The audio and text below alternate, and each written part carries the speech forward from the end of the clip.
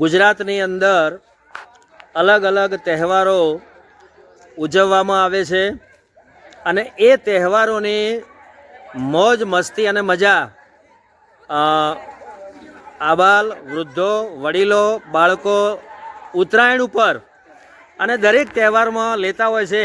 આજે ફાગણ સુદ પૂનમના દિવસે હોળીનો તહેવાર ગુજરાત રાજ્યમાં ખાસ કરીને ઉજવવામાં આવે છે અને આ તહેવારનું મહત્ત્વ જે બાળકો હોય શાળામાં અભ્યાસ કરતા જે વિદ્યાર્થીઓ હોય એ સમજે અને એમને આ તહેવારની ઉજવણી કરવાની એટલે કે એકબીજા ઉપર કલર છાંટવાની મજા આવતી હોય છે।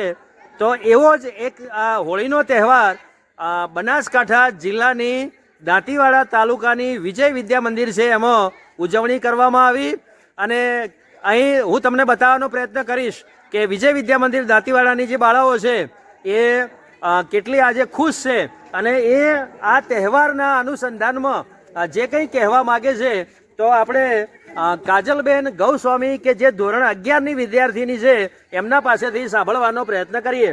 મારું નામ કાજલબેન છે। હું ધોરણ 11માં ભણું છું। હું વિજય વિદ્યા મંદિરમાં અભ્યાસ કરું છું। આજે અમારા શાળામાં હોલિકા તહેવાર ઉજવવામાં આવ્યો છે। અમે બધાએ ખૂબ મોજ કરી અને આ હોલિકા તહેવાર એ ફાગણ મહિનાની પૂનમના દિવસે આવે છે। આ હોલિકા તહેવાર એ હિરણ્યકશ્યપ અસુર રાજાના પ્રહલાદ નામનો એક પુત્ર હતો। તે પરમેશ્વરનું ધ્યાન ધરતો હતો, તેથી તેને આ વ્યવહાર ગમતો નહોતો। તેને પોતાના પુત્રને મારી નાખવા માટે પોતાની બહેન હોલિકાને તૈયાર કરી। હોલિકાએ પોતાના ભાઈને તૈયાર થયેલી પોતાના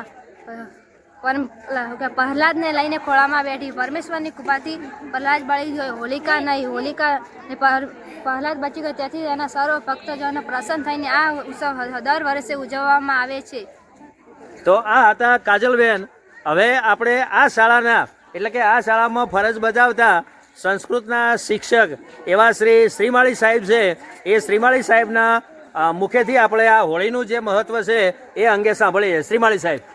હોળી એ ખૂબ જ પૌરાણિક અને ધાર્મિક તહેવાર છે। સમગ્ર ભારતભરમાં ઉજવાતો આ એકદમ આનંદ અને ઉત્સાહનો તહેવાર છે।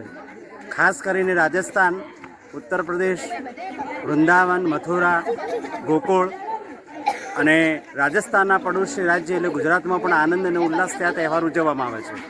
ફાગણ સુદ પૂનમના દિવસે વસંતોત્સવ શરૂ થાય છે અને એ સમય દરમિયાન આ હોલિકાનો તહેવાર ઉજવવામાં આવે છે।